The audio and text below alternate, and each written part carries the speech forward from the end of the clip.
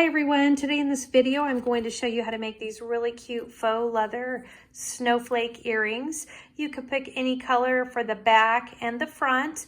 I chose a black, and actually what you'll see is I really chose a blue and converted to a black. Okay, we're going to start by adding our cut files to our mat. So we're going to come over here to the left and click on the images button and select the image. Now I've already uploaded my snowflake image. If you don't know how to upload the file, I do have a video that I put out there. Someone had requested a video for how to upload the SVG, so I did do that. But I've already uploaded mine, and here it is. So I can click on it, and then I just come down here to the lower right hand corner and I click on Insert Images. Now this comes to my mat really big. This is a series of cut files that I bought. It was all part of a bundle, and I love the bundle, but the images come in really large. So the first thing you've got to do is just reset the height. So you go to the height field, and I just type 2.5 in for the height. That's the size that I like. And so I type that in, and that readjusts the size of my file. So now that I've got one earring and it's sized how I like it at 2.5, I'm going to go ahead and select it and then click on the duplicate button to make a second earring.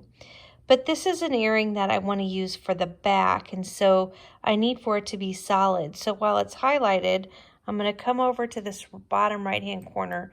I'm going to click on the contour button, and that brings up the different areas of that image, and it will allow me to hide something. So I'm going to click on the snowflake, and then I'm just going to X out. I don't need to push anything other than clicking on it. And you'll see here how that removed the snowflake. So I've got my front and I've got my back of the earring. So now that I have both of these, the next thing I want to do is get my color set. So I'm going to do my front teardrop in like a metallic blue. So obviously we don't ever have the exact colors we're using, but I will change this to a blue. And then I am doing the back piece in a white. So I'm just going to highlight this bar after I click on that piece. You got to click the component, then click the color, and it changes it.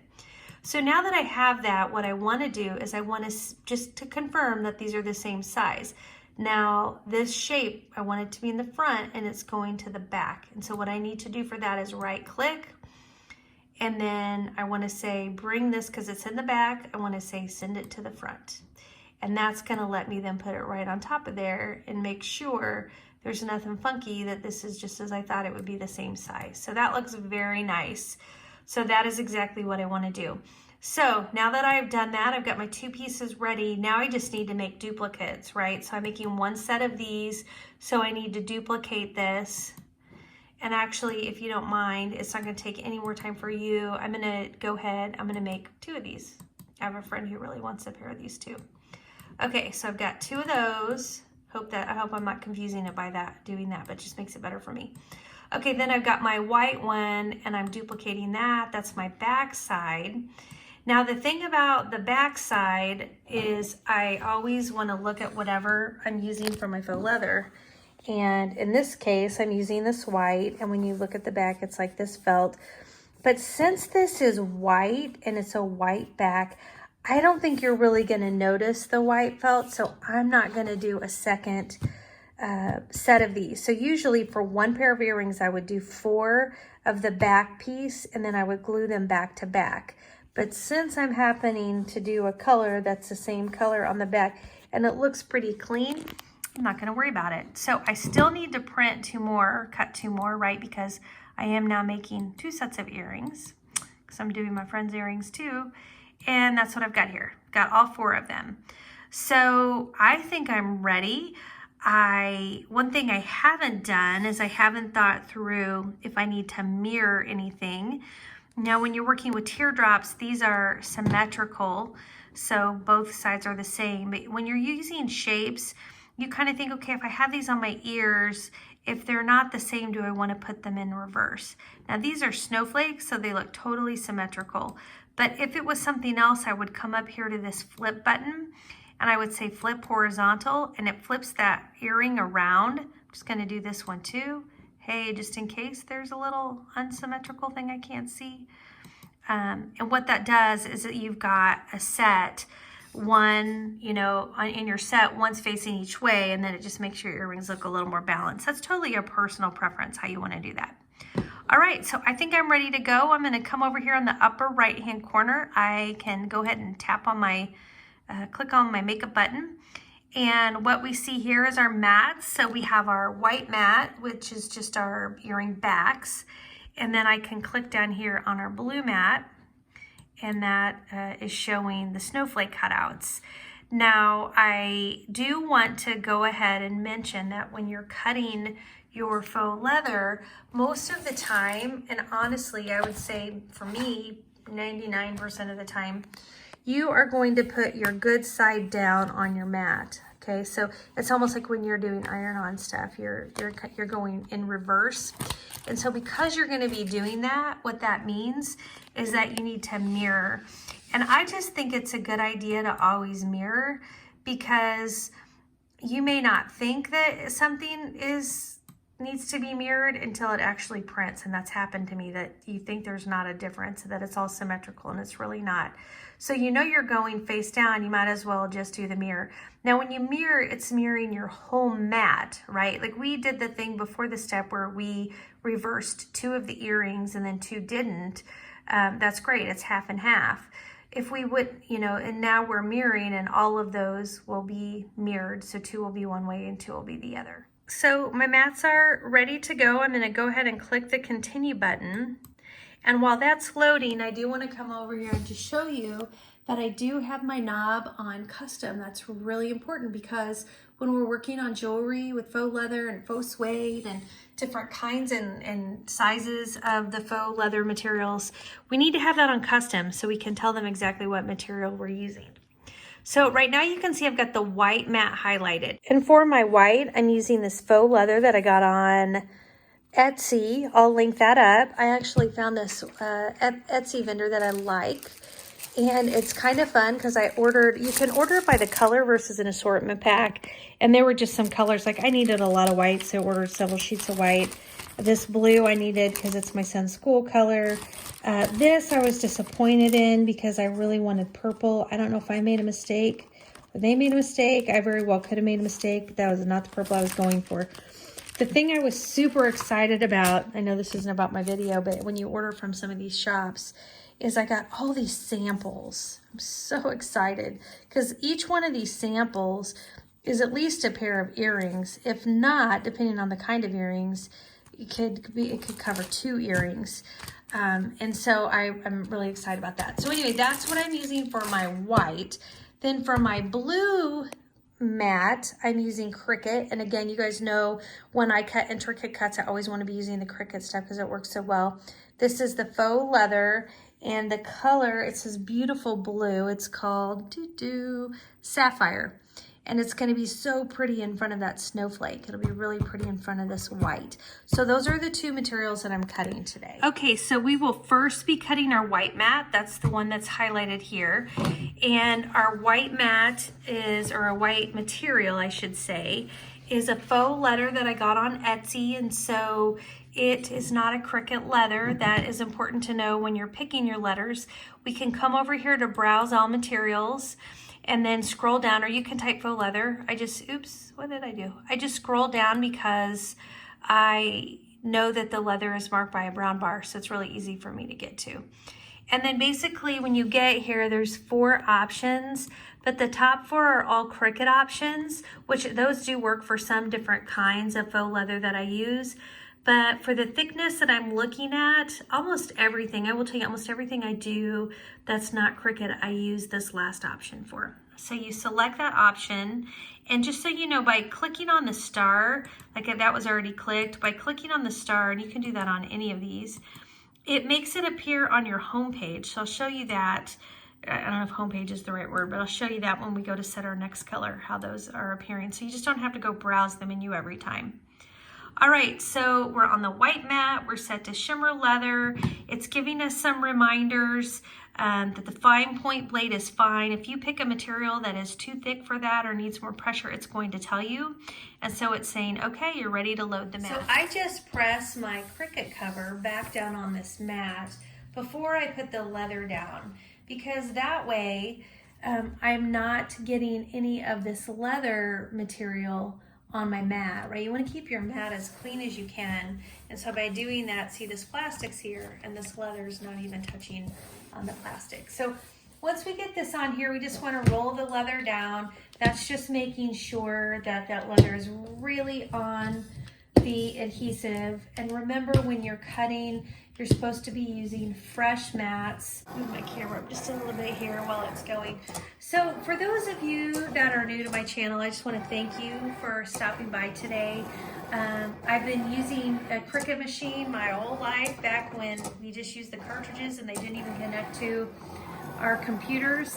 So I don't consider myself to be a master Cricut user, but I use it a lot and I do a lot on it. So, you know, not too long ago, I decided I was going to start a YouTube channel and start a blog and really just focus on what I love to do. So I do home decor, kind of DIY type stuff. I do a lot with the seasons and holidays. Sometimes it's just about making fun treats for my kids' parties.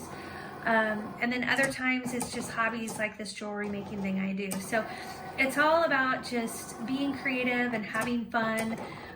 And that's what I talk about here on my channel. And if you think that's something that you might be interested in, I'd love it if you would just take a second to subscribe and tap that bell button if you want to get notifications as I post new content. And then if you do find anything helpful today, I would love it if you would tap like. Like I said, I'm just getting started, and all of that really helps support me as I try to get my videos out there so people can see them. And by you engaging in the process and liking them, that really helps. So let's take a look. This first cut is done, and I have a really good feeling about it, mostly just because it's a teardrop, and I don't usually have problems with these. And this is no different. This is great.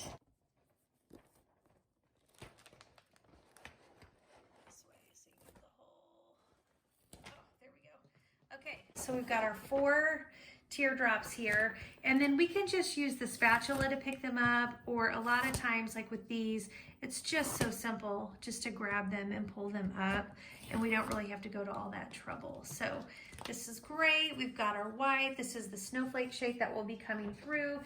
I'm not going to click through that menu because remember, we just saved it right here. Faux leather paper thin. It's got the C that shows it's the Cricut stuff. And then once we do that, we're ready. We can just load the paper up.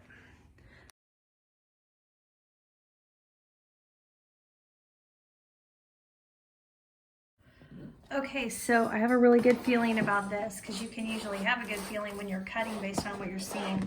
I want to just bring this up here so you could kind of see.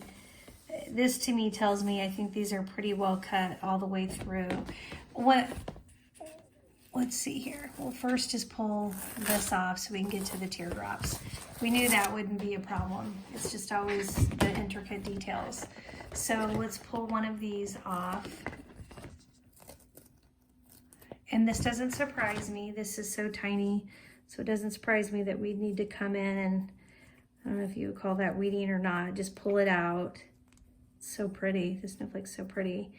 And there you go. You have got the snowflake. Look, this is interesting. There's a teeny tiny little part on this one snowflake that didn't come undone. So I'll just take my scissors and do a snip here. Try to see what this shape is, what the shape was supposed to be. A lot of times I'll look on the back because you can actually see what was supposed to be happening. I can see this line right here along the back. And so that's usually what I'll do, is just turn it over and see. You can't, it looks perfect on the front. You don't notice anything. Okay, so we're gonna go ahead and put these together.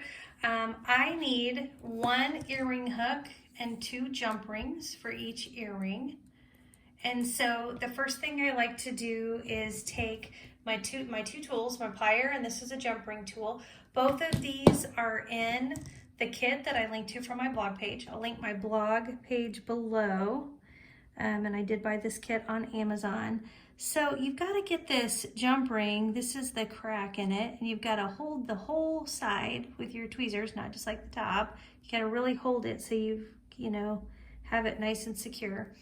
And then you put this jump ring piece in your finger and you match the slit. There's different sizes. If you look around, there's different sizes of slits, and you match the slit to the size of your jump ring. And so once you get the right size, then you need to open that jump ring by pushing back. This isn't opening left to right, like hopefully you can see. I'm trying to hold that at an angle so you can see. It's pushing it back. And then once you get it open, you take your earring hook and you just stick your earring hook on, and then now you just need to close it back up. So you're just gonna pull it back in the direction that you just came from. You want that to match up, like I don't know if you can tell, but it matches up really nice. Can't really even see a crack there. Okay, so now we need to do the other one. So I'm grabbing another jump ring and finding that crack again. Crack, that's probably not the, the right word. Open it up, oops. Open it up. These are easy because the hooks are so thin. When you have to open it to put the earring parts on it, that's when you have to open it up a little bit wider, and then you also want to make sure you're not bending it because then it won't close right. Okay, so we've got our 2 earring hooks. That's perfect. So we're almost done. Now we need to grab another jump ring, and I'm just trying to find the opening is right here. And again, I'm going to open it up using my jump ring tool. And now I'm gonna put my back piece in. Oh, we never talked about this. Darn it, I gotta put my jump ring down. Gotta make sure the holes are punched. So there were holes in these. So they're not, I mean, you can see I just used my little weeding tool, my weeder, and kind of poked it out. That one's good. Let's try this white one. Yeah, it's in there. It's just, They cut, but a lot of times, especially if it's not Cricut, they just kind of sit there like they're hanging on by a thread. So you've got to kind of get them to a point where you can, a lot of times I'll just pull it to the back and then snip it a little bit. And you don't need the holes to be very big, but you need to know where they are because that's where you're sticking it onto your piece. So see, now I feel like I can see it. And while I have the weeder tool, I should go ahead and poke this one out. And it's still kind of attached, so I'm just kind of pulling it and it came off. And really easy on this one. This one won't be quite as easy, and this is what I always find, which I think I mentioned earlier. A lot of times I would rather not even have the holes, and I just use my leather punch. It is so easy. You line everything on top of each other, and then you just squeeze, and everything's perfectly aligned. Okay, this one was good because I really did get that piece out. I never did really get this piece out. I just kind of made the hole visible. I mean, you can see where the hole is, but there's still fabric there. I think that's gonna be fine. Okay, so now I can pick this back up. I don't like it when I do things out of order like that, but it happens. And I'm gonna put my back piece on. So that's my white. Okay, so it's on. And then I need to put my snowflake on. And then I need to put my hook on. Now when I put my hook on, gotta make sure if I put it on and the hook faces forward, the design's not gonna show. I gotta make sure the hook's gonna face backward and put the jump ring on that way before I close it. Believe me, I've closed up jump rings and realized later that I had them on backwards, so you'll probably do that. But just try to really think through that before you stick that jump ring on or the hook on to make sure you've got it going the right direction. Okay, that's perfect. All right, so here is my snowflake, and I actually think it looks really, really cute. Just got to get the other jump ring open. There we go, and then stick my snowflake on. Oh, wrong. Gotta put the back one on first. I'm kind of expecting this one to be harder. There it is. So I've got my back piece, and then I've got my snowflake, and then I've got my hook. And then I just need to close it up. Okay, I think the project turned out great. I think the intricate cuts on the snowflake are just beautiful. Thanks for joining me today, and good luck with your next project.